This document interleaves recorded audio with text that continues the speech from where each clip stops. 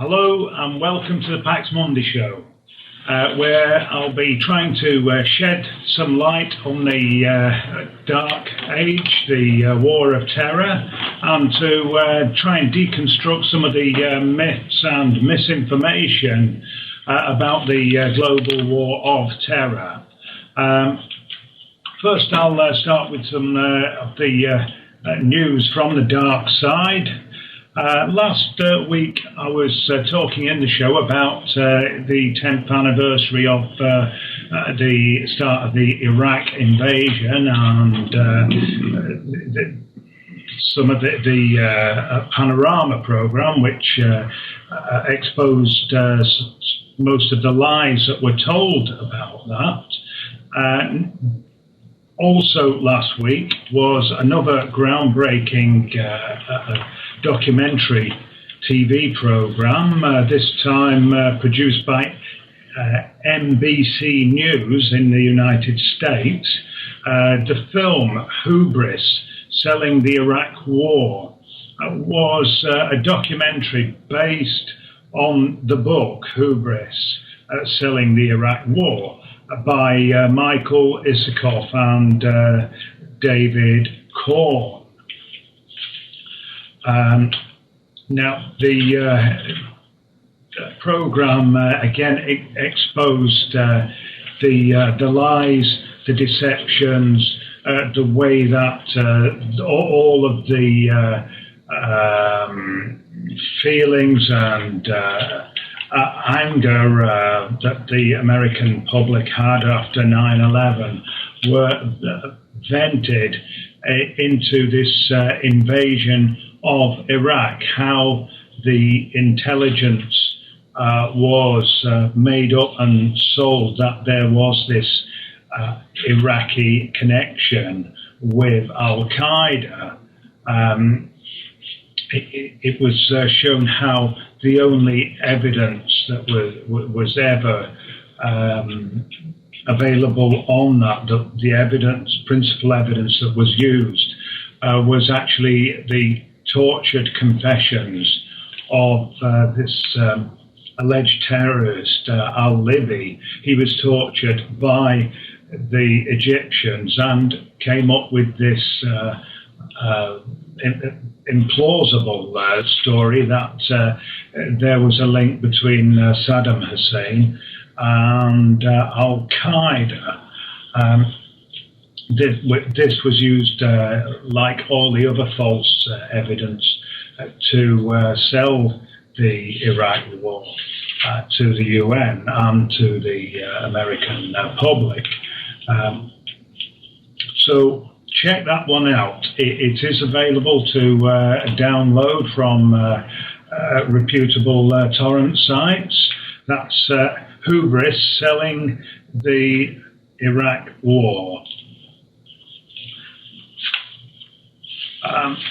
One amazing fact I came across this week, it was actually released in February, as I understand. I'd heard these tales about black helicopters, you know, and now I'm a bit of a skeptic, you know, so I thought, oh, well, you know, I'll hold my view on this, really. You know, these nano helicopters that were allegedly all over the place. Well, it would appear that it is actually now confirmed in a report in February. It was actually released that the British Army is using these nano helicopters, surveillance helicopters. These small helicopters are 4 inches by 1 inch wide. They weigh about 16 grams. That's half an ounce to those of you who use imperial weight. And they are monitored from a customized laptop. They're currently marketing at about $250,000 for a set, which is 2 helicopters and the modified laptop. And the British Army has been using these for some while, apparently in Afghanistan and other places that they don't mention.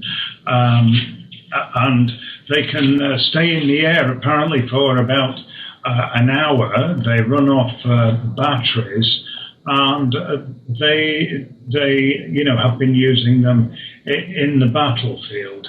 It really is amazing to me, anyway. The sci-fi world of robot warfare of Philip K. Dick and Ian McNabb is coming closer to us every day.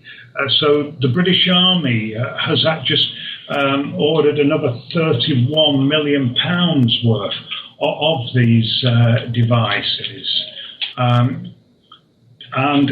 While in Britain we're here suffering austerity and cuts to public services, cuts to benefits, etc., there seems to be more money than ever available for arms. We are just buying a new fleet of the Polaris submarine, nuclear submarines at a cool $56 billion, and on top of that, investing in drone technology, new warships, and also new fighter aircraft.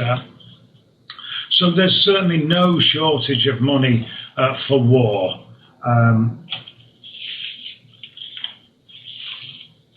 Over in Syria, there's been a lot happening there, a lot of very crucial developments. As we hear one thing, then another. The situation worsens, and the possibilities of a negotiated settlement, anything short of a war of attrition, seems to be reduced. As you may recall, last week I reported how the Syrian National Council, the Syrian National Coalition, which is a coalition of the Syrian opposition groups, has elected the US educated former businessman Ghassan Hito as a provisional prime minister for the government in waiting, the opposition government of the National Council. It is notable that Hito is actually a US citizen. He has not been in Syria for over 20 years. And clearly there was some disunity over his election, within the Syrian Council, with only 35 out of 65 delegates voting, and only about 30 actually voting for Hito. But suddenly, following this decision, the Arab League, which is a group made up of all the Arab nations, has chosen to give the seat at its recent summit to the opposition, rather than they'd suspended the government last year and taken their seat away from them. This time they actually gave the seats to the opposition, and Hito did attend, Ghassan Hito attended that as one of the delegates. Now, this is very significant. It's a big move from which it will be hard to move back to, and it appears to undermine all of the existing attempts and missions for mediation, because the Arab League and the UN had actually chosen a joint mediator, that is Lakhdar Brahimi, and he was on a joint Arab League and UN mandate to find a peaceful settlement. Now, clearly, if the Arab League has thrown its lot in with this Syrian National Council, with the opposition, and are effectively recognizing them as the de facto government of Syria, then they cannot also be seriously trying to find a peaceful settlement, and it does really question all of those negotiations, and it questions the integrity, of all of the players within the Arab League. The foreign minister of Russia has picked up on this, saying that they deeply regret the move by the Arab League to recognise the Syrian National Council and to give them the seat at the summit, and they conclude also that it is a rejection of the international peace plan that was jointly agreed by all parties in Geneva in June last year.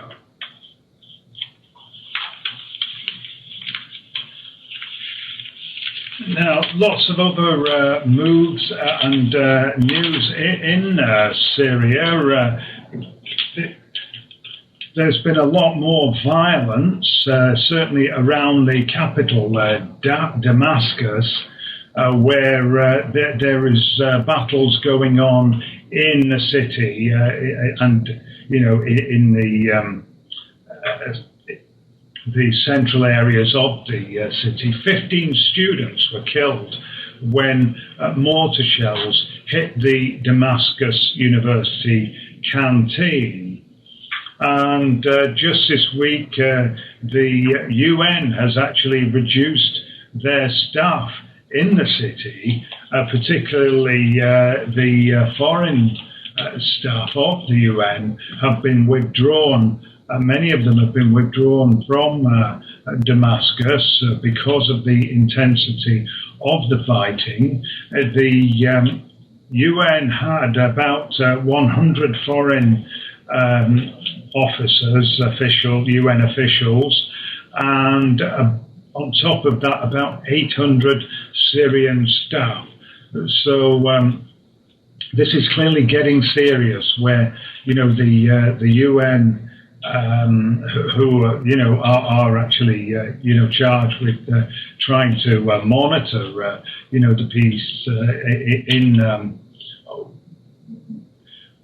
fighting zones, are actually withdrawing because of the intensity of the fighting. There's also been a crisis in the Syrian refugee camps in Turkey. After a fire in the Akakali tent city in Turkey, where conditions are deteriorating, and there are clearly lots of issues because of the size of these camps and the difficulty in providing facilities. there were protests following the fire, and the Turkish security fired tear gas and water cannons on the demonstrators. It's subsequently been claimed that some of the Syrian refugees were arrested and deported back to Syria. That is denied by Turkey, who say that 56 Syrian individuals returned voluntarily. So they returned voluntarily back to a war zone. Highly unlikely. Even the UN Commission for Refugees stated that they were very concerned with reports of an incident and with the allegations about a possible deportation back to Syria. Now, here in the UK, there's been a lot happening in Parliament, where the latest Justice Bill, which is rolling out the use of secret evidence to all civil and criminal courts, has just gone through the final round of readings and votes. It originated in the House of Lords, and it's now ended up going through the Commons and then back to the Lords. It has not been amended, well, except regressively. There was one or two regressive amendments that actually make the bill worse. There was in the initial paper an obligation on the Home Secretary to actually provide a regular report of all cases of the use of secret evidence back to Parliament. This has now been removed by one of the amendments, and it is now at the discretion of the Home Secretary. If they decide that it is not in national interest to report back on a particular case, then they won't do that. So really this is a critical case, law that is coming in, where rights that we've had, since the Magna Carta are being undermined, and we know that they will be removed, and they will be removed forever. And worryingly, there seems to be so little public awareness of what's going on. Even within Parliament, the opposition parties, with the exception of the small parties, the Green Party, Plaid Cymru, and the Scottish Nationalists, have completely ignored this act, this draconian legislation that is going through our Parliament.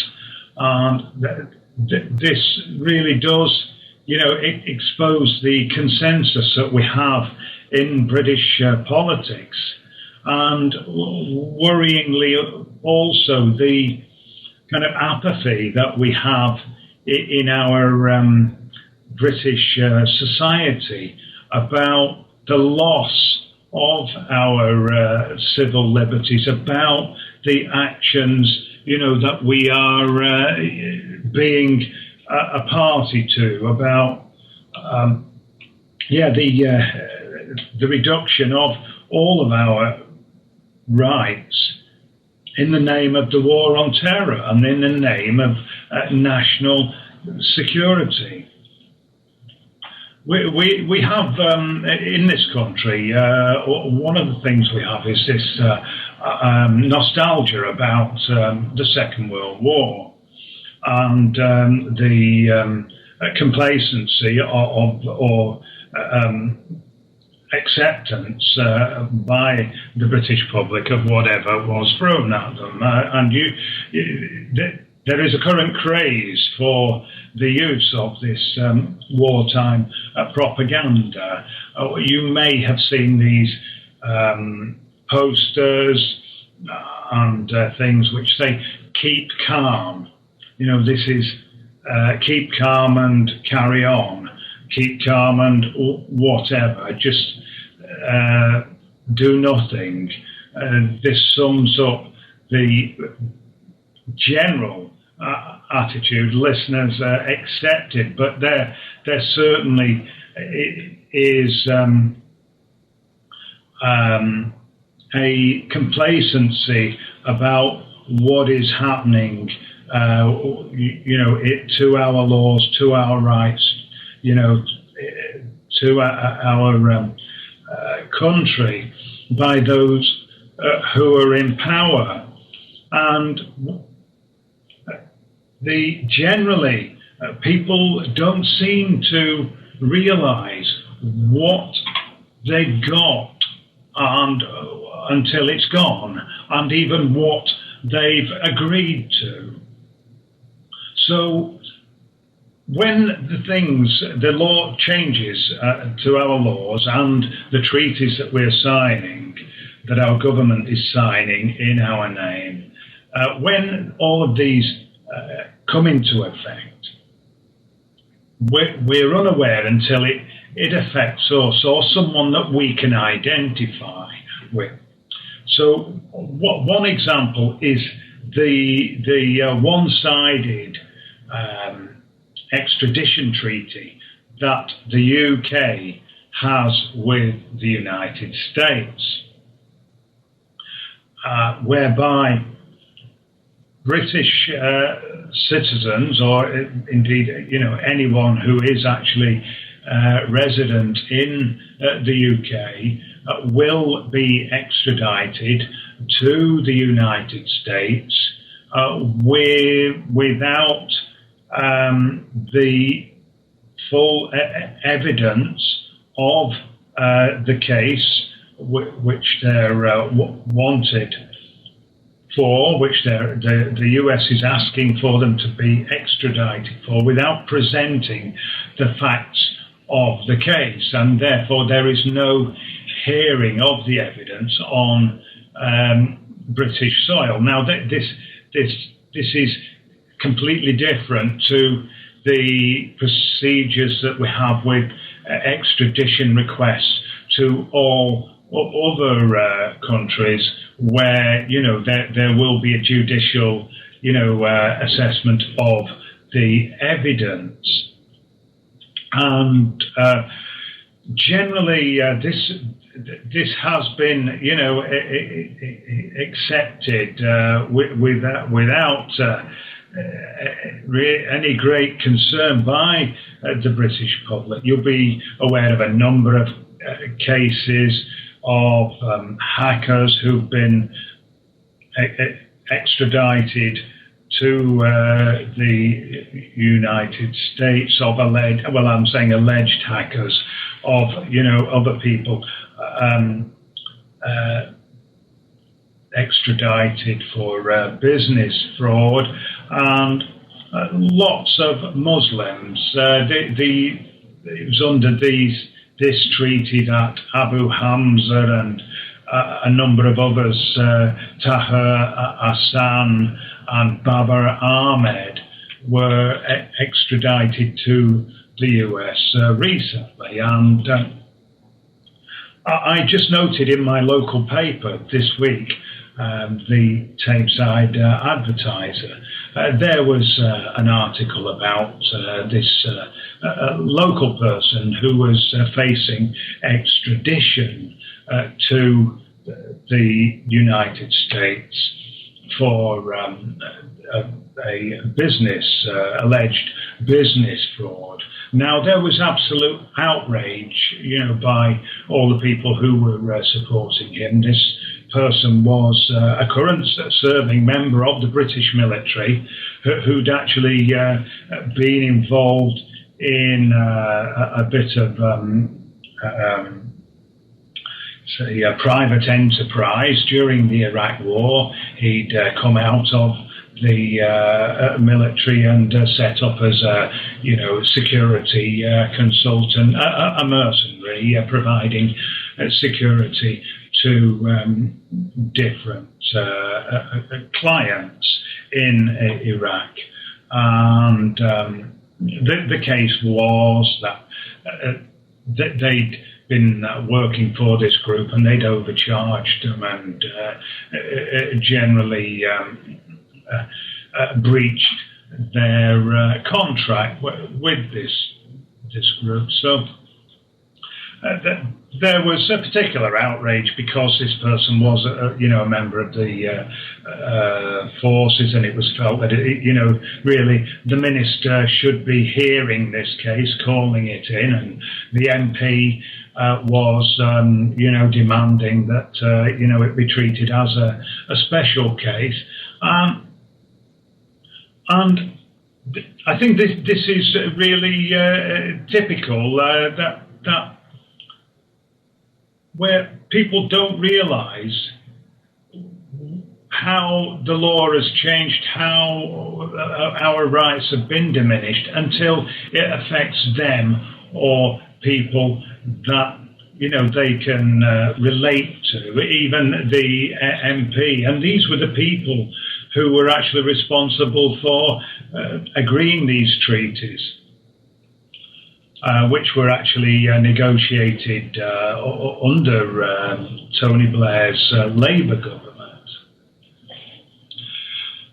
So moving on further about the complacency in British society and public opinion, I was most concerned to see this week, it was reported actually in the Huffington Post that the drone strikes, you may recall that I've spoken at length about the drone strikes which are going on in various places in the world, in northwest Pakistan, in Yemen, Somalia, etc., where there are massive civilian casualties, and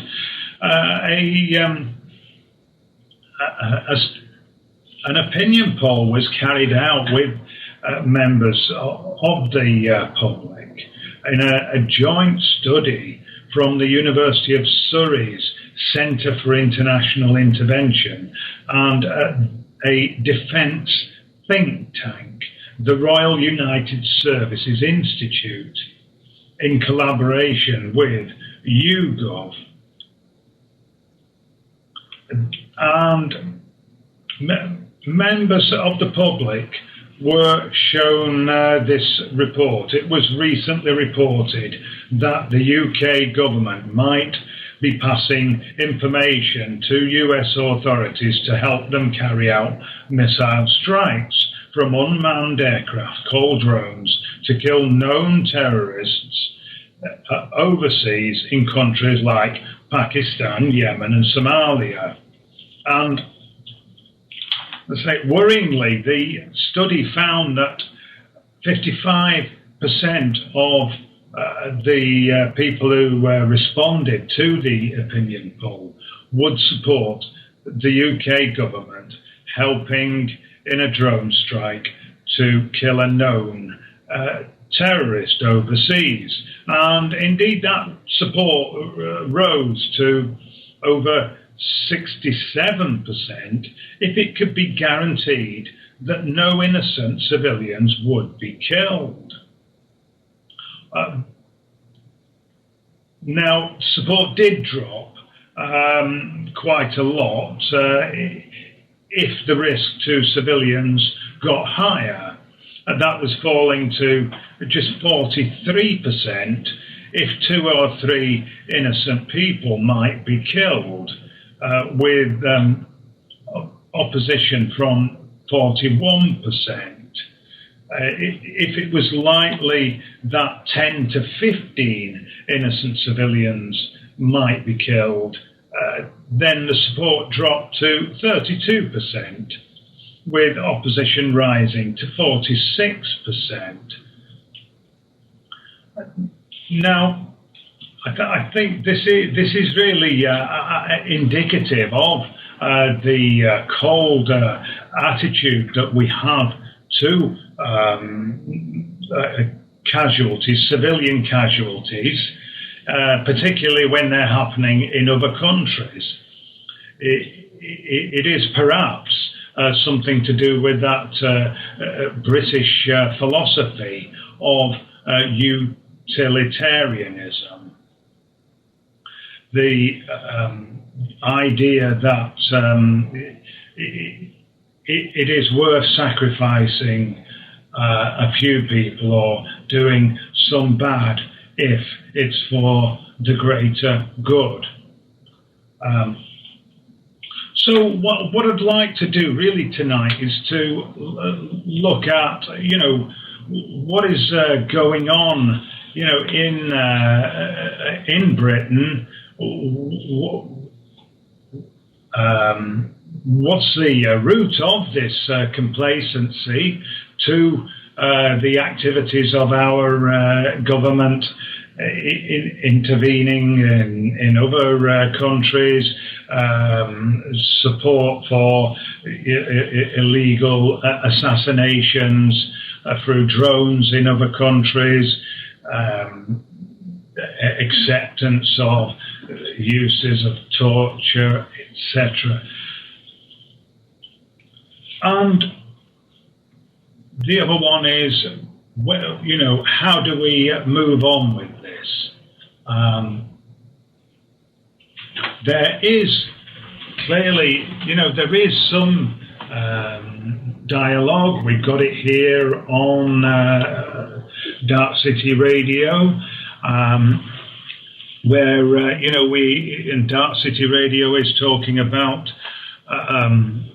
all these things that are happening that you don't hear elsewhere, but generally on the mainstream media, it's very, very quiet. Now, I'm hoping that some of you might like to call in. If you are listening now and want to take the number down to call, the details are as follows. So it's 00441612980298. I'll just read that out again. That's, please call 00441612980298. You can also Skype at Bob's Backyard, and the lines are open now. Do we have any callers? Well, while you're thinking, I'd just like to draw your attention to some events which are due to take place in Manchester in a few weeks.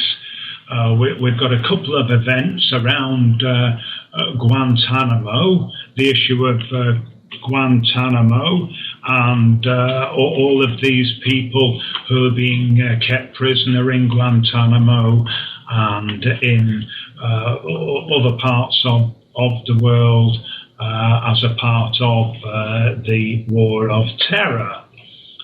These events have been organised by a group of people called Caged Prisoners, and they principally organise around trying to help directly, when possible, and raise awareness of what's happening to all these various people who are being targeted around the world, in the UK, in the US, in Guantanamo, and their relatives and their families and the communities that they come from that are being attacked by this global war of terror. So the Guantanamo events will be held in Manchester, and the first one is on Wednesday the 17th of April. Now, this will be a flash mob in Piccadilly Gardens at 12 noon, and that will be followed by a workshop at the University of Manchester. So the next event is the following day, on Thursday, 18th April, at 4 o'clock at Manchester Metropolitan Business School. The event is titled Absent Justice, and there will be a number of speakers on different aspects of the state terrorism in the UK. So we will first have Nasir Khaled. He'll be speaking on anti-terror laws and Islamophobia. And we will then have former Guantanamo detainee Omar Degais, who will be talking about his experiences in Guantanamo, and also, I'm sure, telling us about what is happening to the people who are in Guantanamo now, the remaining prisoners. You may recall I spoke last week about Guantanamo, about the hunger strikes which are going on there. There's over 100 of the remaining 166 prisoners in Guantanamo who are currently on a hunger strike protest against their situation. As you will recall, I was mentioning that most of these people, over 50% of them, have now been cleared for release, but they are held in detention, ongoing indefinite detention, because there's nowhere to send them to, or the countries that they come from will not accept them. So things are definitely deteriorating at Guantanamo, and I look forward to hearing more about that. Other speakers will include Jahangir Mohammed, who will be talking about Shaka Amar and Afia Siddiqui, asking where are they now.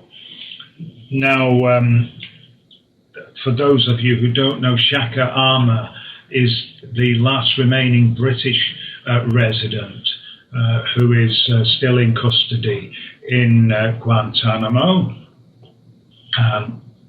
He has been cleared for release for several years, actually, and it's very unclear why he's still being held, why the US is not releasing him. Indeed, his case has even been discussed in the UK Parliament, and requests have been made for his release. Now, the other case is Afia Siddiqui, who you may recall me talking about before. Afia is a Pakistani woman who was kidnapped in Pakistan, then along with her children, along with her 3 children, and then miraculously and strangely reappeared 5 years later in Afghanistan with all sorts of incriminating evidence with her, and was later taken into custody by US forces, charged with trying to kill US personnel, and has now been sentenced to several life sentences, I think over 86 years in total. So that's what's coming up. That's in Manchester. Don't miss those events if you are in the area, if you're able to get there. Also, check out the Cage Prisoners website for more information about what's happening to these people and to us, because this is the thing that I'm trying to get across, really. It is that all of these rights that we're giving up in the name of of security, because of our fear, then we will also be on the receiving end of this. This isn't just about the Muslims; it's about the rest of us. That as the pastor's poem said, about the Nazi regime, that when they came for the communists, I wasn't there. When they came for the Jews, I wasn't there. I believe we have a call out there. Is that? Hello, Nigel. Oh, hiya. Hi, it's Callie again. Me again. I was just wondering, I read during the week a report that Jordan had closed its border with Syria. I wondered if you knew anything about that, because it wasn't a very detailed report. Just that, Jordan had closed its border with Syria, and these so-called Syrian rebels have been getting trained in Jordan. So I wondered if you could maybe add something to that. Yeah, well, certainly things are hotting up in Jordan. As you know, the British government is involved there. We've actually got British Special Forces training the Syrian rebels in Jordan. And that's also why I think Jordan has been paid something like 200 million by the US for their services. So there was recently a state visit by Obama to Jordan, you may recall, about a week ago or so, just a bit more. When he visited Israel, he also made a stop in Jordan and had a meeting with the King Abdullah there. And definitely there is something happening in Jordan. Clearly Jordan is the next front from which the rebels will be attacking Syria.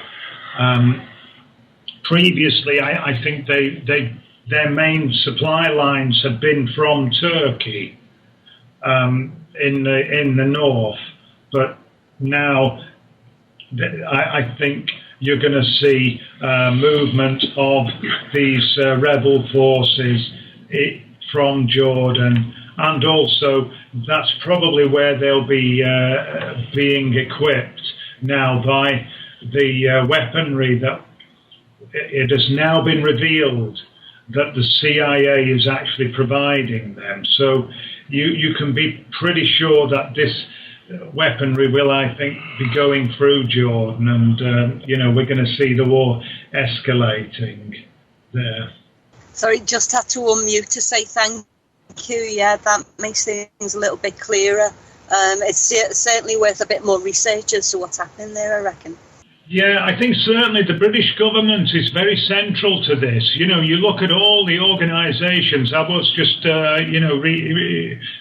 going through some of them last week that part of the Syrian opposition, and they've all been based in Britain for a long time. The Syrian Human Rights Organisation, that is, reporting on behalf of the rebels, is based in London. Much like Libya, where Britain has been where the attack has been planned, I think. And it's not looking good, really, from any perspective. Another thing that has happened this week, you may have heard that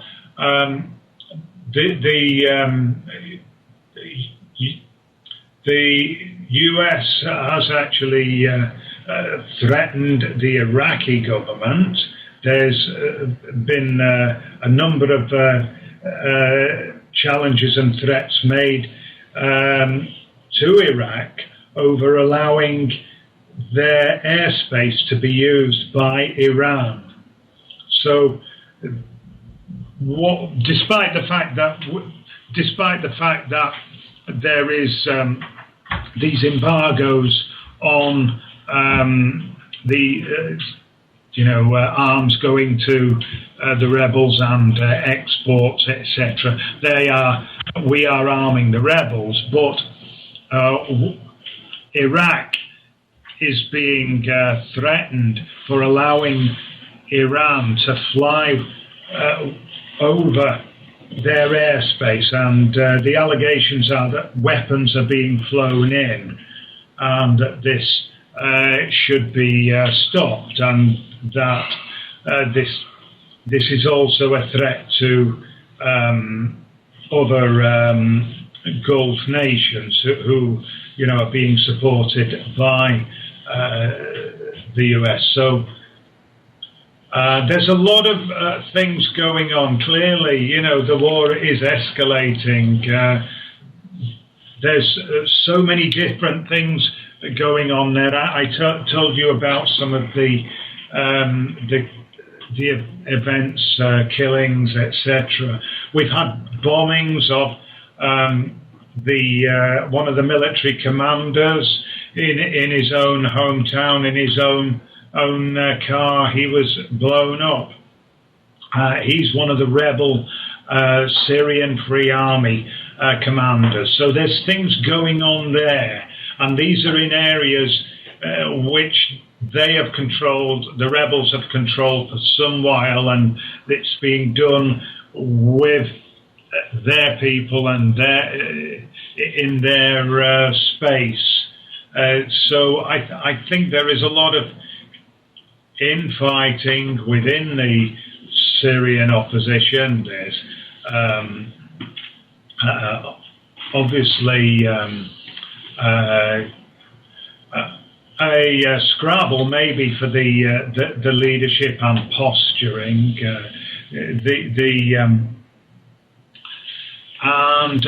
Well, we just need to try and keep an eye on it, and we've got to try and, I think, keep a grip on this, and not be kind of overwhelmed by the call for humanitarian intervention on behalf of these civilians and refugees, because the very people who are asking for this intervention are also the people who are cynically causing, the civilian deaths and these incidents of alleged chemical weapon use, which is supposedly being investigated by the UN. No, I mean, how are they going to do that if they're actually withdrawing personnel? It is a bit unclear. I think the fact that the UN is withdrawing personnel is indicative that they know that there's going to be some kind of escalation and increased foreign intervention. Do we have any more callers out there? Nigel, hi, it's Praja. Hi, I've just been looking at globalresearch.ca, and there's some quite interesting articles on there. A couple of articles, particularly about China. One pointing out that America boosting their military presence in Africa, and because China's got a huge involvement in Africa, that's designed to put pressure on them. Another article there. Partnership for War, NATO military training and war games in Kazakhstan, which is right on the border of both Russia and China. So again, that's putting pressure on things. And scanning down a little bit further, there's an article noting that America is spending 50% of its money at the moment on the military. Yeah. Global research. There's a lot of good stuff coming out of that website. I know I've listened to some of the reports from I think Michael Chuzadovsky. Exactly, the man. That was another article I noticed that looked really interesting. There's an article that he wrote called Dangerous Crossroads, the threat of preemptive nuclear war directed against Iran. And this is something that's been concerning me really for a long time, because the neoconservatives changed the policy, and suddenly they had this ambition to make nuclear war possible, really, because it hasn't been possible. It's been the end of the earth, any suggestion of nuclear war. And now they're saying, well, we've got these bunker buster bombs and so on, and they're only a little atomic explosion, and it's just a way of escalating it, as far as I can see. Definitely. I mean, hats off to Global Research and Michael Chuzadovsky and other contributors there. Really, they are, talking about the global manipulation, like you said, the power games that are going on. Thanks for tuning in. We're running out of time now, and I look forward to discussing some of these things further. I'd certainly like to talk about the Global Research website, and don't forget to check out the Cage Prisoners, cageprisoners.org. Thank you.